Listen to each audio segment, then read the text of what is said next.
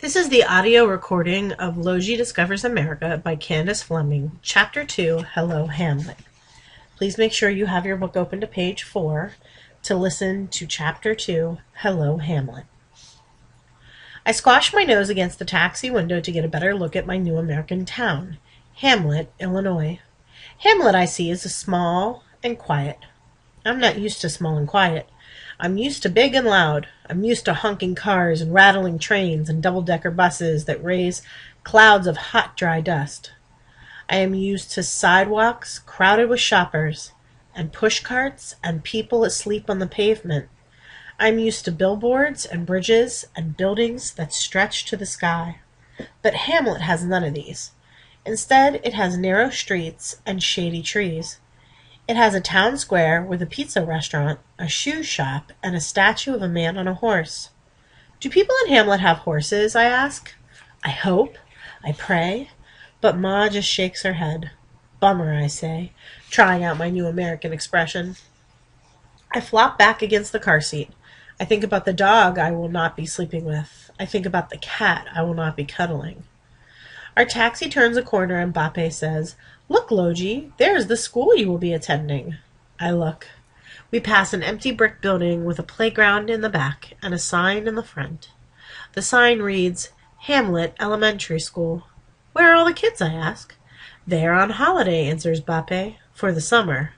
The whole summer? I gasp. I do not believe my ears. In Bombay, I went to private school. I went all year round. I went 6 days a week. I can almost hear Jem shed. More silver, Lowji, more silver. I agree. Then the taxi turns another corner and comes to a stop. Marun, Mithun, Matarun, Gar, cries Bape. Home, sweet home. We climb out of the car and stand on the sidewalk. What do you think? Asks Bape. I think I'm surprised. In Bombay, we lived on the 47th floor of a modern apartment building.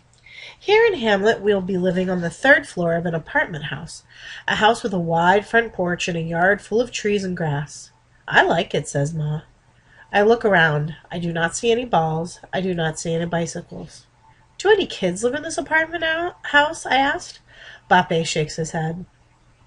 The letter I received said there are only 2 other tenants, an elderly lady named Mrs. Pendergast, who lives on the 1st floor, and a newly married couple with the last name of Dove. They live on the 2nd floor. I sigh. No pets and no kids. My parents do not answer. The first thing I notice when we step through the front door is that our apartment house is very clean. The walls are as white as Bape's cotton shirt. The floors are shiny. There is not a speck of dust on the stairs or a single cobweb in the corners. Lemony fresh, I say, using an American expression I have learned from watching television. Our apartment house smells lemony fresh. It should, someone says. What with all that elbow grease I put into it. We turn. A woman wearing men's coveralls and a tool belt is standing there. Good afternoon, Bape says quietly. He brings his palms together in the Indian gesture of greeting. We are the Sanjana family. I am Farooq. This is my wife, Suni, and this is our son, Lowji. Ma and I nod. The woman grunts. The new tenants, huh? Your boxes have been arriving for days now. I've been stacking them in your apartment. Place looks like a warehouse. Lots of work for sure. Ma steps forward. She smiles and asks, "And you are?" "Crisp," says the woman. "At a crisp. I'm the landlady." "We're happy to meet you," says Ma.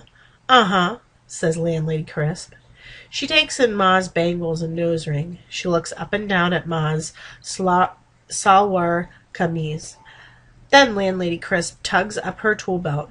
"Well, I got work to do. If you folks need me, you'll find me in my basement apartment. That is, if I'm not scrubbing, sweeping, or fixing something around here." She stamps away, and the door to the 1st floor apartment flies open. A white-haired lady pokes her head into the hallway. "What's going on?" she demands. "What's happening?"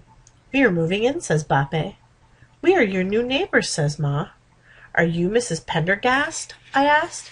"Mind your own business," she says. She slams the door shut. Ma and Pape and I look at one another. Then Pape shrugs. He leads the way up the very clean staircase to our third-floor apartment.